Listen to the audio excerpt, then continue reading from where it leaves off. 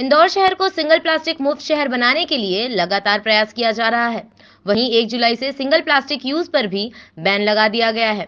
साथ ही जिनके पास में स्टॉक है उन्हें भी एक समय सीमा निर्धारित कर दी गई है कि इसी समय सीमा में उस प्लास्टिक का उपयोग कर उसे खत्म कर दिया जाए।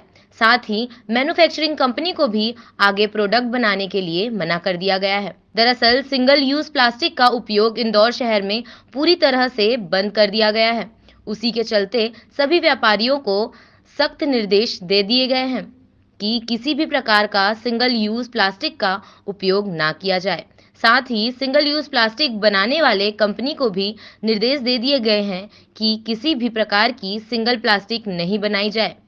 अगर कोई निर्देश देने के बावजूद भी सिंगल प्लास्टिक का उपयोग किया जाता है तो उस पर उचित कार्यवाही की जाएगी। लगातार चालानी कार्यवाही का दौर जारी है और उसे आगे तेजी से बढ़ाया जाएगा।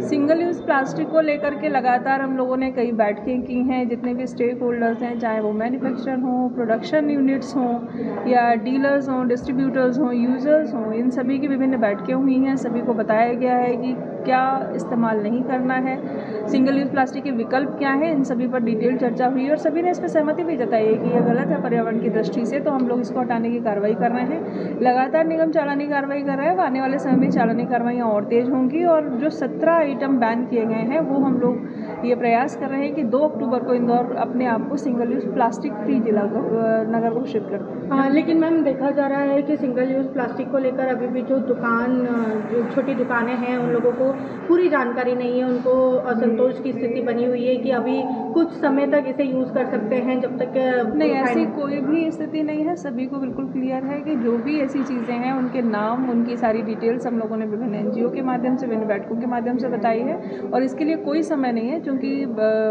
ये पहले ही CPCB और PCB के द्वारा 1 जुलाई से ही बैन किया जा चुका है। तो ऐसी कोई ना तो किसी को समय दिया गया है, ना ही कोई ऐसी स्थिति है। जहाँ भी सिंगल यूज़ प्लास्टिक पाई जाएगी वहाँ हम लोग सख्त कार्रवाई करेंगे। मैम, लेकिन सराफा जैसे एरिया में जो चाट चौपाटी रहती है वहाँ पर अभी भी देखा जा रहा है कि लगातार जो प्लास्टिक की चम्मच है या फिर डिस्पोजल्स है उनका उपयोग किया जा रहा है। हम लोग चालानी कार्रवाई करवाएंगे, मैं चेक भी करा लेंगे। मैम, लेकिन जैसे जिनके पास में स्टॉक पहले से अवेलेबल है उन लोगों के लिए क्या? स्टॉक के लिए भी ये स्पष्ट निर्देश थे CPCB के कि जिसके पास भी स्टॉक है वो 30 जून तक ख़त्म कर ले। तो इसलिए स्टॉक या अन्य कोई भी प्रकार की जो एक्सक्यूज़ है वो अब मान्य नहीं हो। मैम, जहाँ पर मैन्युफैक्चरिंग होता है उन लोग उस स्टॉक का या फिर उन कंपनियों के लिए क्या? मैन्युफैक्चरिंग के स्टॉक को भी हम लोगों ने कह दिया है करीब 1 महीने पहले कि कोई नया स्टॉक नहीं बनाएंगे। जो पुराना स्टॉक है उसको भी ख़त्म करें और अगर पाया जाएगा तो हम लोग चालानी कार्रवाई करें और इसके लिए किसी को कोई समय नहीं दिया गया है।